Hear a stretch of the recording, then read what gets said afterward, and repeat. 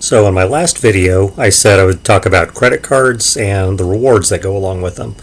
So back in around 2020, I started trying to rebuild my credit. A few years earlier, I had gone through a divorce, and I was dating at the time, and realized I'm going to need some better credit. My credit score was probably the 500s, maybe the low 600s at that point, and I needed to start building credit. I hadn't had a credit card in many years at this point. So the first credit card I got had an annual fee. I think it was maybe around 100. It was through Credit One. It had no benefits at all other than building a credit score. So I had a few $100s credit on that credit card, credit limit on that credit card. It was a fine card. It was functional. I didn't necessarily like the annual fee for no benefits. So as soon as I was able to upgrade to a different card, I did that, which was the, I have a note here, it was the Capital One Quicksilver card. That gave me 1% cash back on everything. It's currently 1.5% cash back on everything, which is pretty good. It changed with all the credit cards. This changes regularly, so you have to go on and look at each of your credit cards to see what it is. So with the Quicksilver, it's currently 1.5% on everything, 5% on hotels, rental cars, activities booked through Capital One Travel, 5% on entertainment booked through Capital One Travel. So at some point after that, I got other credit cards. I think my next one was probably a Discover It card. But since we're already on Capital One, at another point, I got an offer to actually not even an upgrade, just add on and get the Capital One Saver card, which gave me, I felt like it was better benefits for me. So Capital One Saver card has 1% cash back on everything, which not as good as the Quicksilver in that way. However, it has 3% cash back on dining and entertainment, which that's really good. And 3% cash back on grocery, which is really good. And there's no annual fee on it, which I found an amazing benefit. So let's go on to the Discover It card.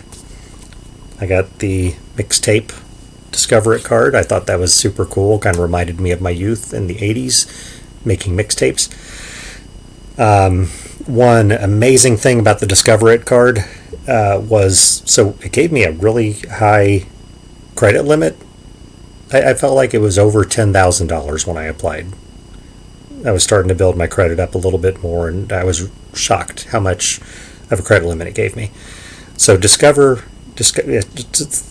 Discover It card gives 1% cash back on everything, and then they have every quarter of the year they give you 5% cash back on a certain thing. So currently, so we're in the second quarter of the year, right? So starting in April, May, and June, they give 5% cash back on restaurants and home improvement stores. So really good if you need to go to restaurants and home improvement stores. This is probably the card you want to use at the moment. Also, one cool thing, when you first get your Discover It card, you get double the cash back, unlimited, double the cash back for the first year that you have the card. So that was huge for me. That was my Christmas shopping budget, was my double cash back that year. I thought that was incredible. So that is the Discover card. I also have a Chase Visa, and that's a pretty good one. I use that one regularly for Walmart since it doesn't accept my primary card that I use. I'll get to that one in just a minute. The Chase Freedom Unlimited Visa gives you 1.5% cash back on everything. It's been that way for a long time. 1.5% cash back on dining and drugstores, which is lower than it previously was. 3.5% on Chase Travel, and then some of these cards actually have really good referrals. If you can refer a friend, you can get $100 credit for you and sometimes for that friend who accepts that referral. So some pretty good ways you can make money. They can make a little bit of money, build your credit. It's pretty good stuff. So another thing I ended up finding was the American Express card. I started with the Blue Cash Everyday American Express card. And there was no annual fee on it. Gave at least as good, I don't remember because I don't have it anymore, but gave at least as good cash back as on grocery as my Capital One card did. And really good cash back on various other things. However, I ended up getting the one I have now, which is the Cash Preferred card. There's a $100 annual fee on it, but I did the math and it actually came out better with the cash back that I get every day on it. So I get on this one my American Express Cash Preferred card, 3% cash back at gas stations, tolls, and ride shares, 6% at supermarkets up to $6,000 a year, not including places like Target and Walmart grocery stores. And then you get 1% cash back on all other purchases. Also, you get 6% cash back on some streaming subscriptions and internet. So I get that for my internet subscription and various streaming, such as Disney Plus. Also, though, with Disney Plus, I get a $120 annual credit, which equals $10 a month credit. So my Disney subscription, I think, cost around $20 a month. So I get roughly, 10 back on that every month, plus the 6% credit. So pretty good deals. But let's talk about credit cards in general. Are they for everybody? No. You have to have discipline. I tell this to my adult kids all the time. Hey, it's fine to have credit cards.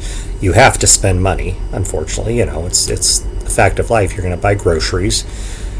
You're going to buy gas for your car. You're going to, you have bills to pay. You have needs. So if you can get rewards, you can help hedge inflation just a little bit. You can use these rewards to save up for, like I said, Christmas shopping earlier. It's pretty good for things like that. But also, if you're the type that is not disciplined and you're going to run up the entire balance on your Discover It card because they give you a $10,000 credit limit, stay away from credit cards. Don't do it. It's not for you. It's not worth getting into the debt and paying that much interest over time, and not really worth it. But if you can really have the discipline, definitely go for it. So my credit score is much better than it was, and I think that's going to be something I'm going to talk about here soon, is going to be credit scores. Like, what is your credit score? Does Credit Karma show your credit score? Does the your credit card websites where it says see your credit score here, does that show your credit scores? I don't know. I looked at all those the other day. It's interesting what I found. So let me know in the comments if you learned anything, and if there's anything else you want to know about these credit cards or other ones. I got another credit card. Let me tell you about that one real quick. Being in the Kansas City area, I got an offer for a Kansas City Royals credit card through Commerce Bank. And the main reason I took it was for $200 gift card that I got to spend for the Kansas City Royals. So I'm going to buy some Royals tickets with it, take my kids to the game, have a good time. I like getting to a game or two, so it's nice. I didn't have to really do anything else that I don't usually do, and I'm going to go to a free Royals game this year. So that'll be incredible. Signing up, they do have some good sign-up offers on credit cards sometimes, so something to look out for. As long as you can be responsible with it, go for it. But yeah, like, follow, and let me know what else you'd like to talk about, and we can go from there. Thanks. Have a good night.